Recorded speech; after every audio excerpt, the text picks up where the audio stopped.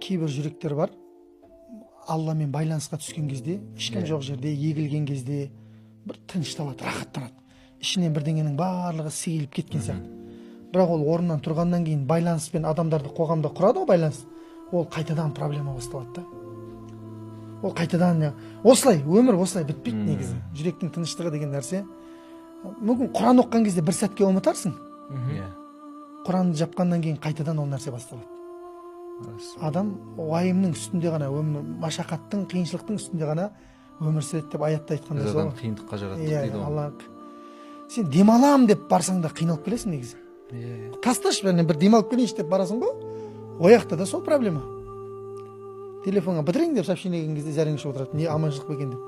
Дұрыс па?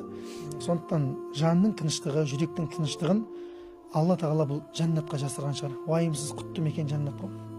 Бірақ біз оны дүниеден іздейміз, таба алмаймыз. Бір сәттер ғана тынышталуы мүмкін.